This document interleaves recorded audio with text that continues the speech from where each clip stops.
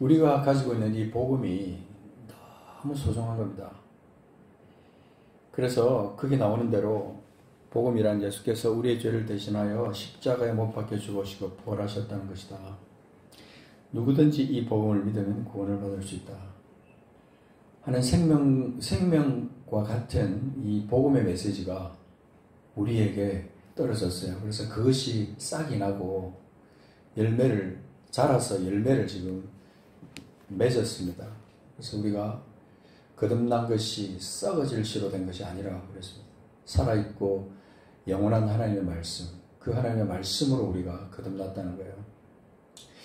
우리가 가지고 있는 이 복음의 능력, 복음의 확실함, 이것이 내 삶의 기초가 되어 있느냐 하는 것을 우리는 매일매일 삶에서 점검하고 말씀을 읽을 때마다, 찬양할 때마다, 기도할 때마다 이것을 확인해야 됩니다. 내가 믿는 예수 그리스도, 그분이 나의 죄를 대신하여 십자가에 못 박혀 죽으시고 부활하셨다는 이 사실이 믿어져서 내가 지금 이 자리에 왔다면 이 기초가 어떤 기초냐 하는 것입니다. 이 기초가 세상의 어떤 논리나 윤리적인 기준이나 세상에 성공하기 위한 어떤 원리, 그것과 비교할 수 있습니까? 비교할 수 없습니다. 세상에서 행복을 가져다주는 어떤 원리, 그것과 우리가 비교할 수 있습니까? 이 복음은 절대로 그렇게 비교될 수 있는 것이 아닌 것입니다. 생명 그 자체를 나에게 준 것이 이 복음이에요. 그래서 이 복음의 소식을 내가 받았고 이 복음을 믿고 있다는 사실처럼 소중한 것이 없는 것이죠. 그래서 내가 먼저 죄인임을 깨닫고 그것을 인정하고 시인하고 마음에 받아서, 그래서 내가 죄를 회개하고 주님 앞에 나가서 구주와 함께 지금 동행하면서 살아가고 있다는 이 사실은 보배, 너무 소중한 보배라는 것이죠. 우리가 이런 이 복음을 믿는 믿음 안에 우리가 서 있을 때 우리 삶의 가치가 결정이 되는 겁니다. 가치. 내가 믿고 있는 복음의 가치. 억만금으로도 바꿀 수 없는 것이 이 복음으로 인해서 우리에게 얻어진 생명이에요. 우리가 취득한 이 생명이에요. 이걸 어떻게 다른 것과 바꿀 수 있습니까? 항상 우리가 이 복음의 가치를 생각하고 하나님 앞에 감사해야 되지만 오늘 이 시간 다시 한번 이것을 깊이 생각해 봅니다. 성경을 읽다 보면 이렇게 꼭 한번 검색해 보고 싶은 그런 단어가 있죠. 그래서 박해라든지 핍박이라든지 이런 단어를 검색해 보면 개역 개정본에서는요, 이 박해라는 말을, 전에는 핍박이라는 말을 가끔 성경에서 기록했을 때 지금은 다 박해로 다 바꿨어요. 박해, 영어로 하면 persecution. 그래서 이것을, 박해라는 것을 검색을 해보면 여러 구절 나와요. 여러 상황 가운데서 기록된 박해가 나오는데, 이 박해가 우리와 내 개인과 그 다음에 교회와 어떻게 연결이 되느냐는 거예요. 이걸 우리가 오늘 생각해 보겠습니다. 지금 우리 주변에서 이 박해를 생각할 수 있습니까? 대한민국에서? 나는 지금 박해받고 있습니다. 나는 핍박받고 있어요. 나는 예수님 때문에 내가 지금 박해를 당하고 있어요. 너무 힘듭니다. 박해를 받아서 너무 힘듭니다. 죽을 만큼 힘들고, 차라리 내가 죽고 싶다고 말할 만큼 그렇게 받는 박해, 어마어마한 박해, 상상을 초월하는 그 박해를 우리 이 대한민국에서 지금 상상할 수 있냐는 것입니다. 상상을 못하잖아요. 어떻게 이 박해를 상상할 수 있겠어요? 오늘 우리가 이 주보에 기록되어 있는 본문을 보면요, 마태복음 5장, 우리가 잘 아는 산상수훈의 말씀입니다. 산상수훈 말씀이 끝나는 그 부분에 가서 주님, 그 팔복이 끝나는 부분에 가서 주님께서 말씀을 하십니다.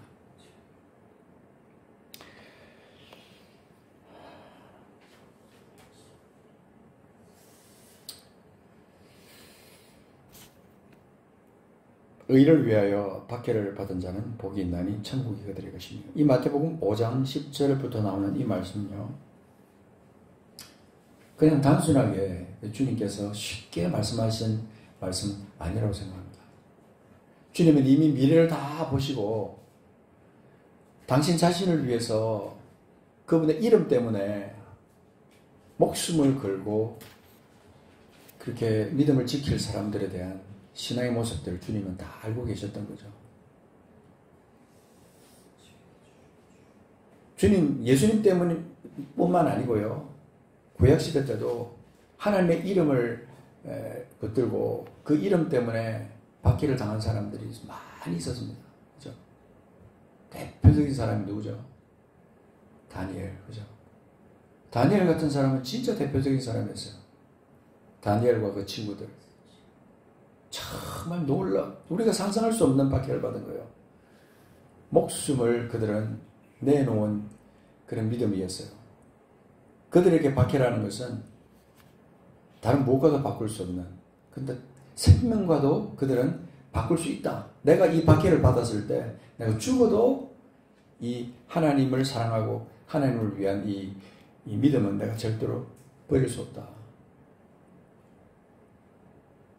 그런 마음으로 그들은 사실은 박해를 받은 겁니다. 그때 그들을 주님께서는 지키셨어요. 근데요, 그 지킨 그것이, 그 믿음의 역사 줄기가 오늘날에도 똑같이 우리가 오고 있는 거예요. 주께서 피로 사신 교회와 그 책에 보면 중국 교회, 이란 교회, 북한 교회, 그들이 당하는 그 박해, 극히 적은 일부가 거기에 기록되어 있는 거죠. 그죠? 상상할 수 없는, 우리는 정말 경험도 못 해본, 상상도 하기 싫은 그런 박해를 그들은 경험을 했고 지금도 하고 있다는 거예요. 지금도. 중국이 여러분들 잘 살게 됐다 그러지만요, 중국 안에 있는 그리스도인들은 여전히 박해를 지금 받고 있어요.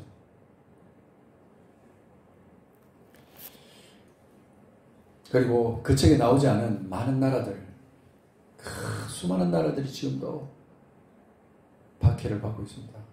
근데 오늘 마태복음 5장 10절에 보면 중요한 말씀이 기록되어 있습니다. 의를 위하여 박해를 받은 자는 복이 있나니. 그렇습니다. 의를 위해서 박해를 받은 자. 여기서 말하는 의는 세상적인 의를 말하는 건 아닙니다. 세상적으로 세상적으로 말하는 의리 있잖아요. 의리. 뭐 그런 걸 위해서 박해를 받는 자. 그런 사람을 말하는 게 아니죠. 여기서 의를 위해서, 하나님의 나라를 위해서, 하나님의 나라를 지키기 위해서, 예수 그리스도를 위해서, 생명과 같은 그 믿음을 위해서 박해를 받은 자는 복이 있나니. 그래서 그들에게 천국이 주어집니다. 천국이 그들 것이다. 천국이 그들의 것이라는 거예요.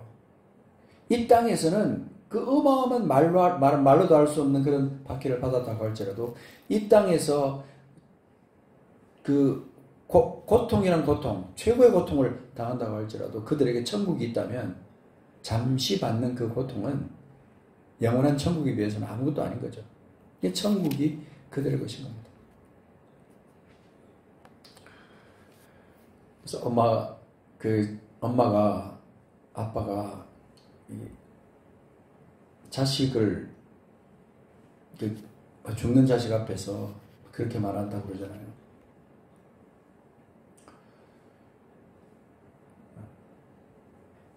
조금만 참아라. 눈을 감고 조금만 있으면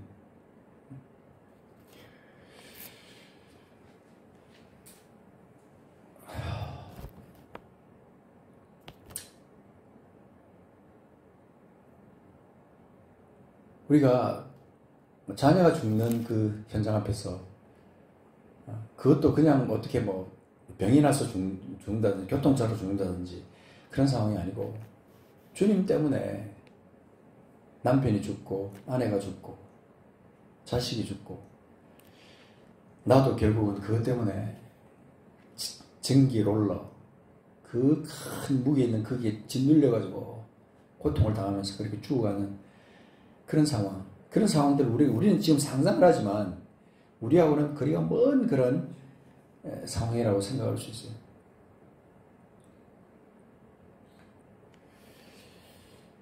의를 위해 박해를 받아보지 않은 우리는요. 지금 이제는요. 이 평안한 이때 우리는 이 박해를 대비해야 됩니다. 정말 박해를 대비해야 돼요. 어떤 면에서는 박해를 준비를 해야 돼요. 준비하고 어떤 면에서는요. 박해가 그 연습이 되어져야 돼요. 한 번도 우리는 박해를 경험해보지 않았기 때문에 이런 처절한 박해를 우리가 당하게 될 때 그 박해 앞에서 주님을 모른다고 부인할 수 있는 우리 연약한 우리들의 모습이거든요.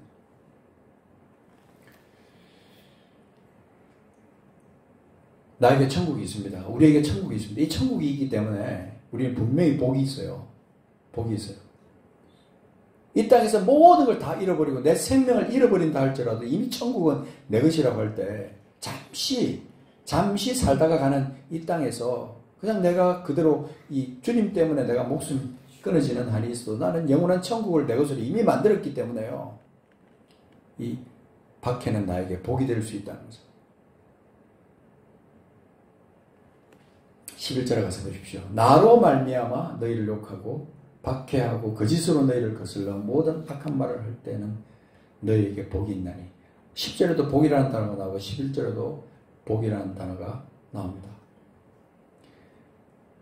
예수로 말미암아 주님으로 말미암아 내가 욕을 당하고 박해를 받고 심지어는 거짓으로 우리가 그렇게 모함을 받아가지고 그리고 모든 악한 말을 들으면서 우리가 수치를 당하는 그런 일이 있다 할지라도 우리에게는 복이 있다. 너무 역설적이지 않습니까? 그런데 주님은 이 핍박이라는 이 박해라는 이 단어 앞에서 우리 성도들이요 좀 더 우리 자신이 믿음에 완전히 붙어있고 믿음으로 말미암아 새롭게 되는 그 역사를 경험하기를 주님은 원하신다는 사실이에요. 그래서 역설의 완전히 그 본 모습이 바로 12절입니다. 박해를 당하고 욕을 당하고 거짓으로 거슬러 모든 악한 말을 들으면서 내 인격의 모독까지 받는 그런 일이 있다 할지라도 12절에 뭐라고 합니까? 기뻐하고 즐거워하라. 기뻐하고 즐거워하라. 옛날에 그 팔복이라는 찬양이 있었는데 그 찬양의 하이라이트 부분이 이거예요. 기뻐하고 즐거워하라. 기뻐하고 즐거워하라. 근데 저는 그 찬양을 옛날에 이렇게 합창하면서 부를 때마다 그런 생각이 있어요. 기뻐하고 즐거워하라. 하늘에서 너의 상이 큼이라. 이런 찬양을 할 때 좀 나하고 좀 먼 것 같은, 나하고 별로 상관없는 그런 찬양처럼 느껴졌었어요. 솔직하게. 막 하이라이트 부분이니까 소리가 커지고, 그죠? 그렇게 하지만 그 찬양의 가사가 나하고는 별로 상관이 없다라고 느껴지는 때가 있었어요. 이 박해를 당하는 것은요, 이 말씀이 기록된 것처럼, 12절에 기록된 것처럼, 너희 전에 있던 선지자들도 이같이 박해하였느니라. 하나님 나라 때문에, 예수 그리스도 이름 때문에, 믿음 때문에 당하는 이 박해를 우리가 생각할 때, 지금 이 말씀을 우리가 묵상하면서도요, 이 박해에 대해서 아직도 나하고는 거리가 멀다라고 생각을 할 수 있습니다. 여전히. 우리 현실은 이 박해하고 정말 거리가 멀 수 있어요. 그래서 이 복을 내가 경험해 보기를 원합니다. 주님, 이 복을 내가 경험해 보기 원합니다. 주님, 내가 의를 위해서 박해를 받는 자의 자리에 내가 한번 가보면 어떨까요? 내가 어떻게 될까요? 주님을 인해서 주님으로 말미암아 내가 욕을 당하고 내가 박해를 받고 모든 악한 말을 내가 들어보는 그런 기회가 주님 내게 있을까요? 그런 기회가 있기를 원합니다. 어쩌면 정말 그야말로 참 말도 안 되는 기도처럼 느껴지지만 하나님, 내가 그런 삶을 내가 한번 살아보고 싶습니다 라고 하는 그런 기도가 우리 속에서 나올 수 있을까요? 여기서 말하는 기뻐하고 즐거워라, 기쁨과 즐거움, 이거는요, 세상 어떤 물질로부터 얻는 기쁨, 자식으로부터 얻는 기쁨, 어떤 세상에 좋은 것을 내가 얻었기 때문에 얻는 기쁨하고는, 그런 즐거움하고는 비교할 수 없는 기쁨과 즐거움일 거예요. 왜 그렇습니까? 하늘의 상이라는 게 있습니다. 이 땅에 복이라는 단어가 각 구절마다 나와 있지만 12절에 나오는 중요한 단어가 하늘에서 너희의 상이 큽니다. 우리 하늘에서 받을 내 상, 그것이 크다라고 하는 것은요, 추상적인 말이 아닙니다. 실제적이고 우리가 반드시 그날에 우리가 받을 상입니다. 우리가 주님을 만나는 그 순간에 우리에게 주어지는 상이 뭐겠어요? 예수 믿는 순간 우리는 먼저 생각하는 것이 육신적인 행복, 육신적인 축복 먼저 생각합니다. 자식이 잘 되고, 내가 하는 사업이 잘 되고, 내가 똑똑하고, 그래서 내가 많은 돈을 벌어서 남들보다 좀 더 잘 사는 거. 이거 여전히 우리가 예수 믿는다고 하면서 여전히 이것을 복의 기준으로 삼고, 또 기도할 때마다 제일 먼저 하는 기도, 나를 위한 기도, 자식을 위한 기도, 우리 입에서 저절로 자연스럽게 제일 먼저 나오는 우리들의 모습이에요. 그런데 그런 우리가 주님, 내가 의를 위하여 박해를 받을 수 있을까요? 내가 기억해보니까 내가 의를 위해서, 하나님 나라를 위해서 주님으로 말미암아 내가 욕을 당해본 적이 한 번도 없는 것 같아요.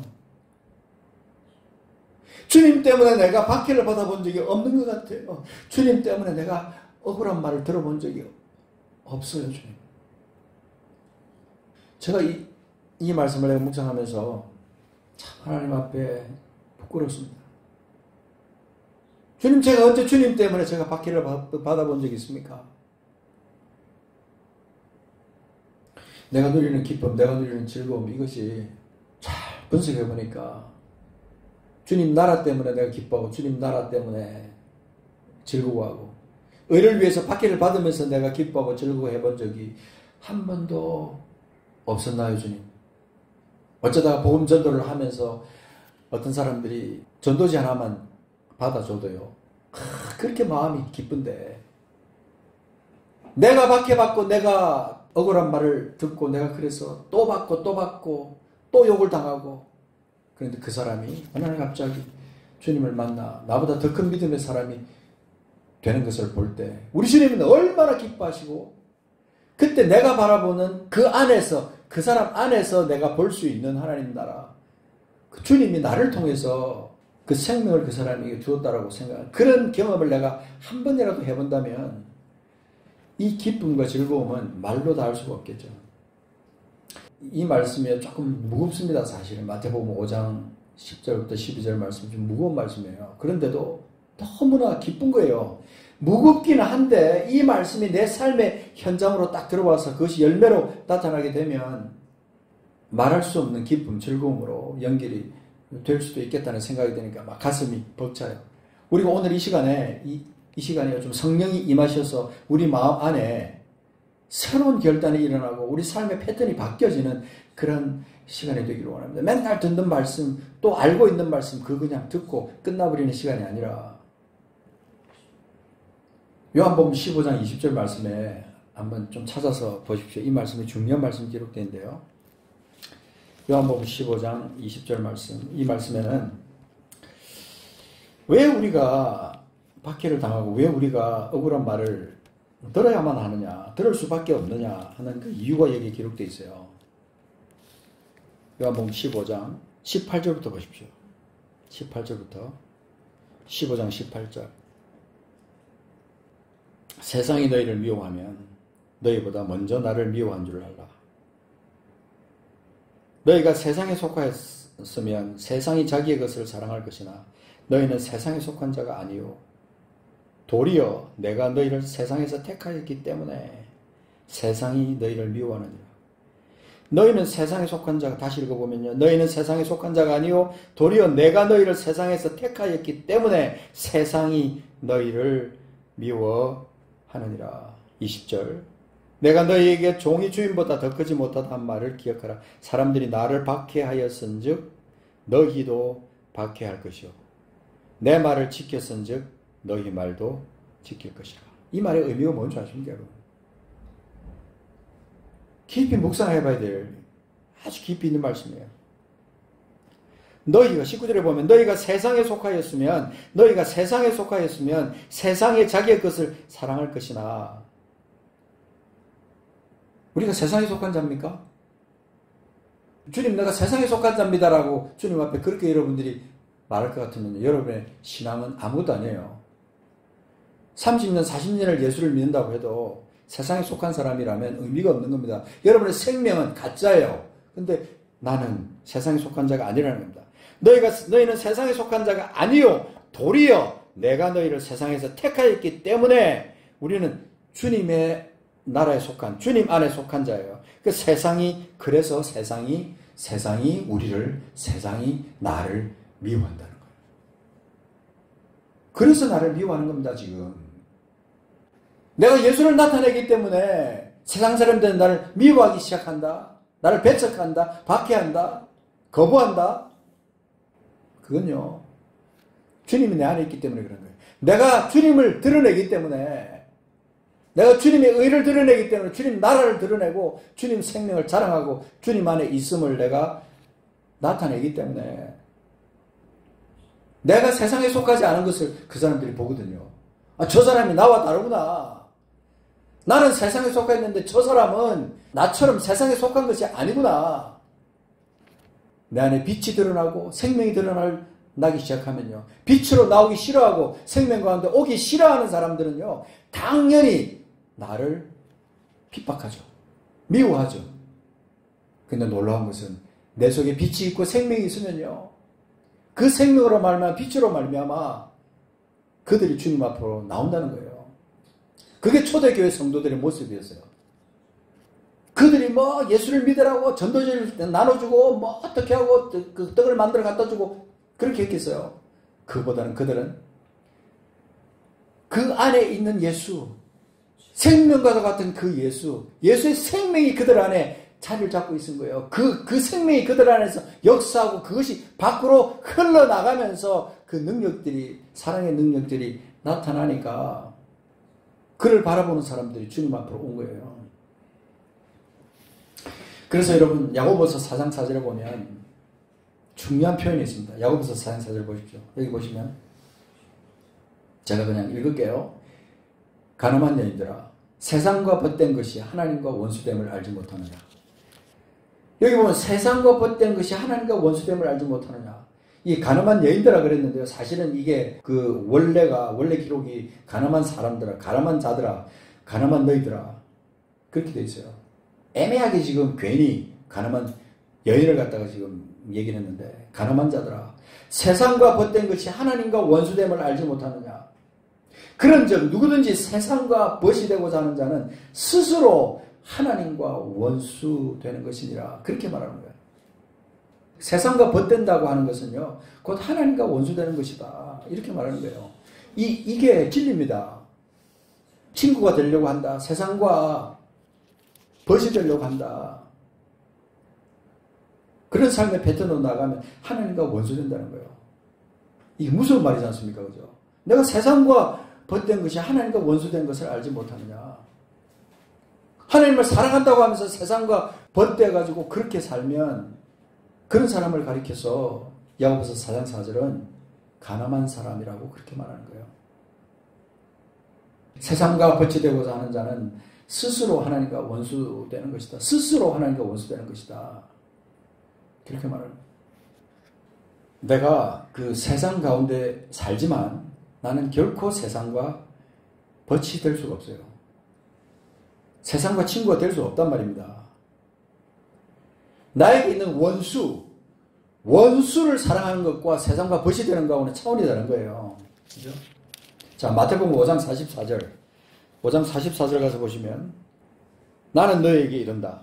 43절에 보면 내 이웃을 사랑하고 내 원수를 미워하라 하였다는 것을 율법에서 그렇게 말을 했지만, 나는 너에게 이른다. 너희 원수를 사랑하며 너희를 박해하는 자를 위해 기도하라. 원수는 사랑하고 박해하는 자를 위해서는 기도하는 거예요.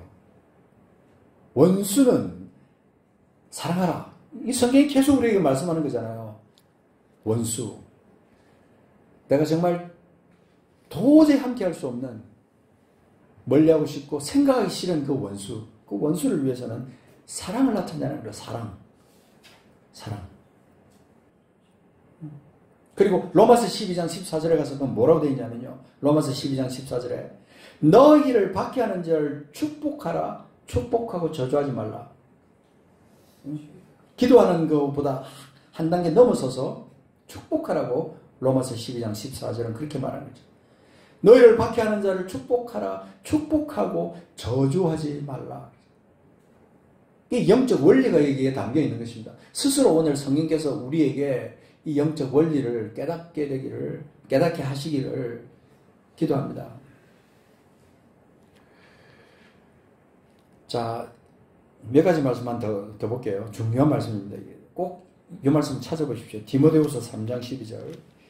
디모데후서 3장 12절. 자, 요거는 꼭 찾아보고 줄을 치고 한번 묵상해보고 기억해봐야 될 중요한 메시지가 디모데후서 3장 12절에 기록되어 있습니다.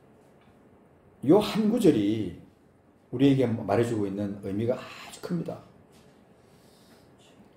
3장 12절. 디모데후서 3장 12절. 같이 읽어볼까요? 시작. 무릇 그리스도 예수 안에서 경건하게 살고자 하는 자는 박해를 받으리라. 무릇 그리스도 예수 안에서 경건하게 살고자 하는 자는 박해를 받는데, 그 박해를 받는 자는 기뻐하고 즐거워할 수 있는 믿음의 사람이라는 거예요. 아무나 박해하지 않습니다. 그죠? 아무나, 세상 사람들이 아무나 박해하지 않아요. 자기와 똑같은데 박해합니까? 자기와 똑같이 그렇게 세상적인데, 자기가 똑같이 육신을 사랑하고 육신적인데 박해합니까? 다르다는 겁니다. 자기들과 다르다는 거예요. 경건하게 살고자 하는 자. 경건하게 산다는 건 뭡니까, 여러분? 경건하다는 단어가요, 원어로 들어가면 하나님을 닮았다는 거예요. 하나님을 닮았다. 하나님과 같은 모습, 하나님을 닮은 자, 그런 사람이 경건한 사람이에요. 경건하게 사는 사람. 그 사람 얼굴을 보고 그 사람의 삶을 보면 예수 그리스도를 볼 수 있고 하나님을 볼 수 있고 그 안에서 생명의 맛을 볼 수 있고 생명의 빛을 볼 수 있는 그런 사람이 오늘 여기서 말하는 경건한 사람이에요. 경건하게 살고자 하는 자. 그런 사람은 당연히 박해를 받는 거예요. 당연히. 끝으로 한번, 지금 우리가 지금 주제가 교회와 함께 승리하는 삶을 계속 묵상하는 중인데요. 사도행전 5장 41절 보십시오. 사도행전은 우리가 잘 아는 대로 성령행전입니다. 성령과 함께 하면서 그 사도들이, 믿음의 사람들이, 초대교회 성도들이 어떻게 살았는지 그것을 말해주고 있는데요. 자, 5장으로 넘어가서 보십시오. 여기 보면 특별한 기사가 하나 기록되어 있습니다. 5장 41절 그 이전에 보시면 어떤 사건이 일어납니까, 지금? 계속 사도들이 복음을 전하는 거예요. 여기저기서 계속 다니면서 계속 그러면서 너희가 나무에 달아 죽인 예수를 우리 조상이 하나님이 살리셨다. 이스라엘에게 회개함과 죄사함을 주시려 그를 오른손으로 높이사 임금과 구주로 삼으셨다. 회개하라. 계속해서 회개 복음을 갖다가 지금 선포하는 거예요. 그래서 그 사람들이 어떻게 됐어요? 33절 보십시오. 그들이 듣고 크게 놓아요. 사도들을 없이 하고자 할세. 이 중요한 표현이 나옵니다. 그들이 듣고 크게 분노해가지고 사도들을 죽여버리자. 이 사람들 놔뒀다는 안 되겠다. 이 사람들 입에서 말도 안 되는 소리를 계속 듣는다. 이 사람들을 없애버리자. 그때요, 34절에 어떤 사람이 딱 등장하냐면요, 바리새인 가말리엘. 바리새인 중에서 가말리엘이라는 사람이 딱 등장합니다. 이 사람이 어떻게 등장했냐면요, 사도들이 복음을 전하는 그런 현장이었기 때문에 사도들이 복음을 전해서 잡혀가고 돌에 맞고 막 이런저런 일들이 그 예루살렘 안에서 주변에서 막 일어나기 시작하니까 그 사람들이, 율법주의자들이 너무 화가 난 거예요. 성전 맡은 자, 사두개인들, 율법교사, 이런 사람들이 막 일어난 거예요. 크게 분노해 가서 사도들을 없애하고자 할 때 가말리엘이 나옵니다. 그 사람이 누구냐면 율법교사예요, 그 사람도. 근데 모든 백성에게 존경을 받는 자라 공회 중에 일어나 명하여 사도들을 잠깐 밖에 나가게 하고 말하되, 설득력 있는 사람, 그 사람들 가운데요 존경받는 사람이었어요, 가말리엘은. 근데 이 사람이 이스라엘 사람들아, 그럼 35절에 말합니다. 너희가 이 사람들에게 대하여 어떻게 하려는지 조심하라. 잘 보세요. 이런 말이 어떻게 나옵니까? 조심하라는 거예요. 조심해라. 조심해라. 만약에 사도들이 복음도 하나도 안 전하고요, 그냥 조용하게 그들이 있었으면요, 이런 일도 생기지도 않았을 뿐더러 이 가말리엘이라는 사람이 이런 말을 할 리가 없어요. 그러면서 36절에 더다 사건을 갖다 얘기합니다. 그죠? 시간이 없으니까 더다 사건들 그냥 지나가고, 더다가 어떤 사람이었냐? 결국은 그 사람 따라가다가 결국 망하게 되니까 다 흩어지고 그렇게 됐는데, 38절, 이제 내가 너희에게 말한다. 이 사람들을 상관하지 말고 버려두라. 이 사상과 이 소행이 사람들로부터 났으면 무너질 것이요, 만일 하나님께로부터 났으면 너희가 그들을 무너뜨릴 수 없겠고 도리어 하나님을 대적하는 자라 될까 하노라. 이게요, 얼마나 무슨 말인지 몰라요. 복음을 들은 사람들이 생각하라 이 말이에요. 너희들이 지금 들은 그 말이 하나님께로부터 났으면 너희가 그들을 무너뜨릴 수가 없다. 잘못하면 너희들이 하나님을 대적하는 자가 된다. 그러면서 율법에 찌들린 사람, 그 사람들을 향해서 지금 얘기하는 거예요. 이 가말리엘의 말을 듣고 그들이 옳게 여겼다는 것은 두려워하는 마음도 그들에게 있었을 거예요. 하나님을 두려워하는 마음이. 이러다가는 우리가 잘못될 수도 있겠다. 그래서 옳게 여겨 사도들을 불러들여 채찍질하며 예수 이름으로 말하는 것을 금하고 놓았다. 끝까지 박해를 하는 겁니다. 채찍질하며 그냥 말하고 나가. 이제부터 말하지 마. 이렇게 한 게 아니고 채찍질까지 하면서 예수 이름으로 말하는 것을 금하고 놓아줬어요. 근데 41절 보십시오. 중요한 표현이 있습니다. 저는 이 말씀을 읽다가 한동안 제가 멍하니 앉아 있었어요. 사도들은 그 이름을 위하여, 그 예수의 그 이름을 위하여 능력받는 일에 합당한 자로 여기심을 기뻐하면서 공의 앞을 떠났다. 그렇게 말합니다. 이 표현에 여러분 어떻게 느껴지십니까? 그 이름을 위하여 능력받는 일에 합당한 자로 여기심을 기뻐하면서 공의 앞을 떠났다. 그랬습니다. 그러면서 42절 보십시오. 그들이 날마다 성전에 있든지 집에 있든지 예수는 그리스도라고 가르치기와 전도하기를 그치지 않았다. 가르치기와 전도하기를. 가르치는 것은요, 구체적으로 설명하면서 풀어주는 거예요.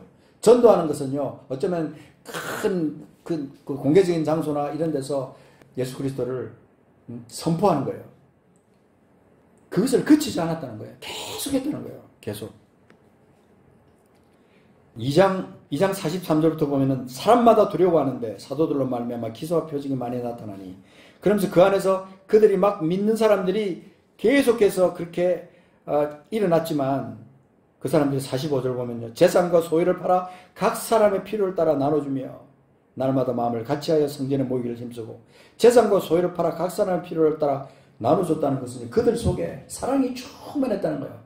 그리스도의 복음으로 충만해가지고 그들이 원수를 사랑하면서, 그들이 박해하는 자들을 위해서 기도하면서, 그들이 어쨌든 열심히 주님의 그 사랑에 완전히 감화받고 사랑의 사신으로서 그들이 주님 이웃 가운데서 그렇게 살았다는 거예요.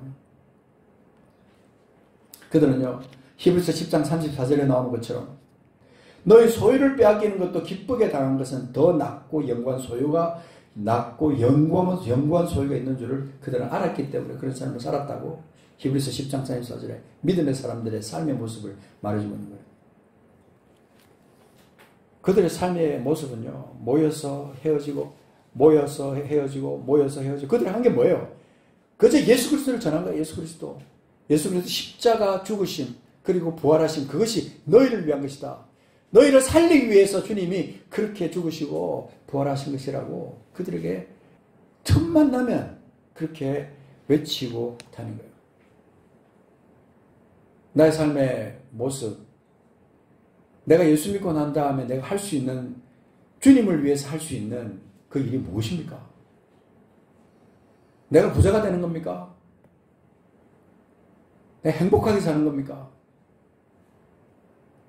내가 예수 믿고 난 다음에, 거듭난 다음에 주님을 위해서 할 수 있는 게 뭡니까? 주님 때문에, 그분 때문에, 그 이름 때문에, 그 이름을 위하여 능력받는 일을 합당한 것으로 여기고 기쁨으로 여기고 그렇게 공의 앞을 떠나고 그러면서 계속 날마다 그것이 그치지 않고 예수를 전할 수 있는 그런 사람들의 모습이 우리의 모습이 되어야 되는 거예요. 예수 믿고 난 다음에 우리가 할 수 있는 게 뭡니까? 주님을 위해서 할 수 있는 게 뭐냐는 거예요. 나를 위해서 할 수 있는 건 종교적인 신앙생활을 얼마든지 할 수 있고요. 뭐 복받기 위해서 이것도 할 수 있고 저것도 할 수 있고 그렇게 고상한 신앙생활을 할 수 있지만 주님을 위해서 내가 할 수 있는 게 뭐냐는 거예요. 그 나라를 위해서 할 수 있는 게 뭐냐는 거예요. 그게 박해받는 거예요. 한마디로 말하면요. 바꿔 말하면요. 직접적으로 말하면요. 박해받는 거예요. 주님을 위해서 박해받는 거예요. 의를 위하여 핍박받는 자 복이 있다. 천국이 그들의 것이다. 기뻐하고 즐거워하라. 하늘에서 너희 상이 크다. 이전에 있던 선지자들도 다 그렇게 했다.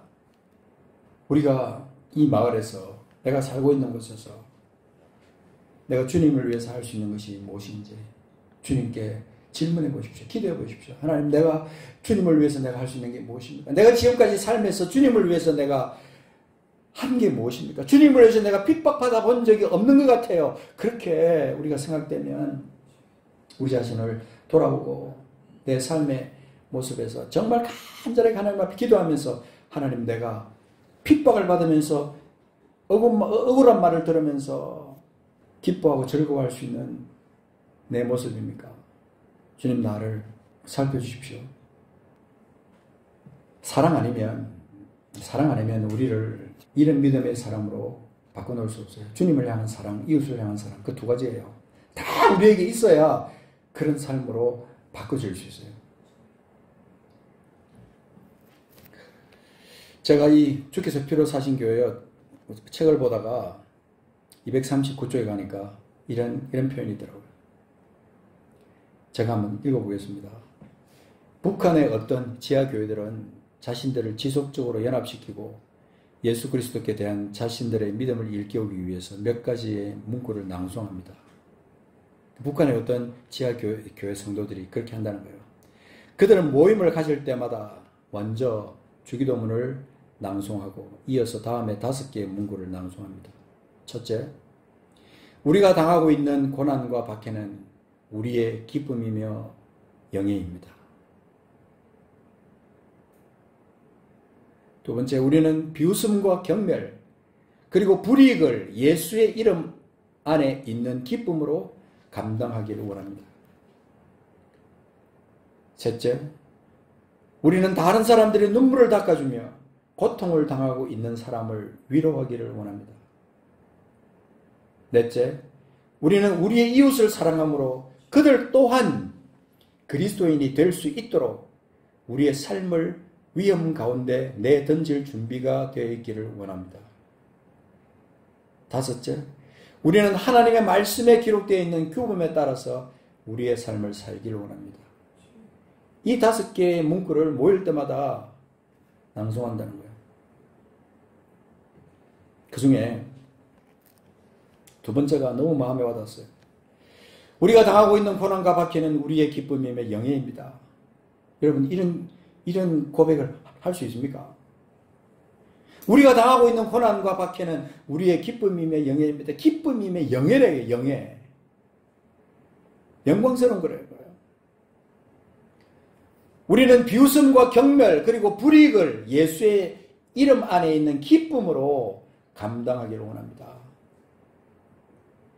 모일 때마다 이런 문구를 같이 읽는다는 거예요. 주기도문 다음으로 같이 읽는다는 거예요.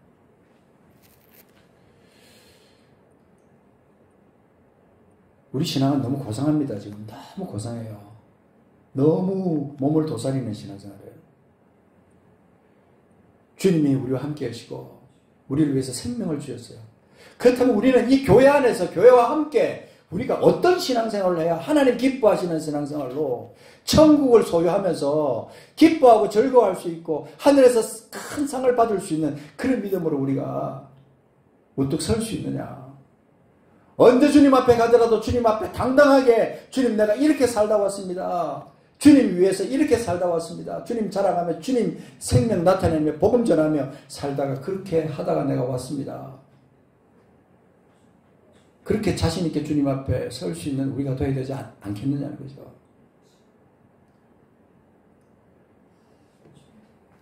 머지않은 장래 우리는요 하나님 앞에 갑니다. 심판대 앞에 설 거예요. 지옥 심판이 아닌 주님의 심판대 앞에 설 거예요. 그때 주님 앞에 내가 뭐라고 말을 할 수 있을지, 주님이 나를 어떻게 보실지. 우리는 오늘 이 시간 우리의 믿음의 현주소를 다시 한번 봐야 합니다. 내가 가진 이 영생, 내가 가진 이 생명, 얼마나 자유롭고 마음껏 복음을 전할 수 있고 그럴 수 있는 환경에 우리가 있으면서도 한 번도 예수를 전하지 못한 그 이유, 핍박 때문에,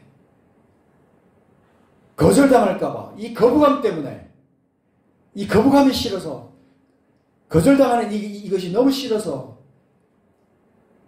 복음을 전하지 못하고 간절한 마음으로 그 생명을 그들에게 전달하지 못한, 전하지 못한 이 책임을 어떻게 감당할 것인가. 내가 주님을 위해 살겠습니다. 찬송은 그렇게 하고 기도를 그렇게 합니다. 나는 주님의 것입니다. 주님 사랑합니다. 내가 주님을 위해 살겠습니다. 그렇게 고백하지만 내 삶의 진정한 삶의 열매, 핍박, 이것이 내 속에 있느냐는 것입니다. 당연한 것으로, 기쁜 것으로 알고 이것을 우리가 감당할 수 있다는 성령은 여러분을 도우실 거예요. 그 믿음을 가지고, 그 마음을 가지고 첫 발을 내디디고 그렇게 하기 시작할 때 성령은 우리에게 가말리엘 같은 사람을 보내주세요. 실제로 우리를 변명하고 우리를 감싸 안고 우리를 그러면서 자신도 주님 앞으로 나오겠죠. 그런 일들이 우리 속에 있을 수 있다는 거예요. 오늘 이 시간 한번 말씀을 깊이 생각해 봅시다. 오늘 들은 말씀들을 하나하나 생각해 봅시다. 정말 나의 믿음의 현주소가 뭔지, 내가 교회 안에서 안주하면서 그저 피난처에 와 앉아 있는 것처럼 그냥 교회 안에서 그런 종교적인 생활하면서 그렇게 살라고 하나님께서 교회를 세워주신 게 아니라는 거예요. 십자가를 통한 하나님의 사랑, 생명을 나를 통해서 드러내게 하기 위해서, 우리를 통해서 드러내게 하기 위해서 우리를 에클레시아로 불러주신 겁니다. 우리를 교회로 불러주신 거예요. 기도하겠습니다. 하나님 아버지, 부끄럽습니다. 내가 나를 돌아볼 때 너무 부끄럽고 창피하고 주님께 아무 할 말이 없을 만큼 내가 말씀 앞에서 서 있었지만 변명하고, 그래서 잠깐 받는 그 어떤 수치와 부끄러움, 그런 것조차도 내가 감당하지 않으려고 했던 나를 아버지 돌아봅니다. 내게 있는 생명, 내게 있는 엄청난 이 복음의 능력이 아버지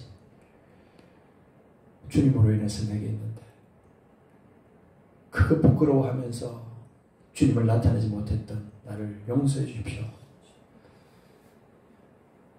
아버지, 교회를 세워주신 목적을 아버지 다시 한번 생각해 봅니다.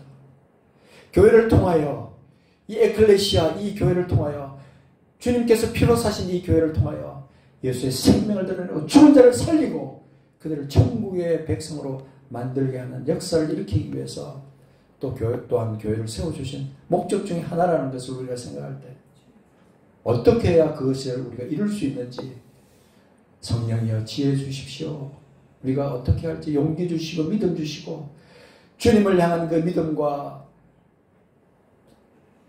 세상과 벗된 것이 아니라 원수를 사랑하고 그들을 위해서 기도할 수 있는 그런 믿음으로 우리가 나아갈 수 있도록 주여 인도하여 주옵소서.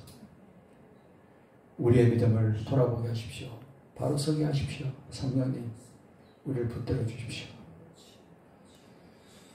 주님 감사합니다. 존귀하신 우리 구주 예수 그리스도 이름으로 감사하며 기도합니다. 아멘.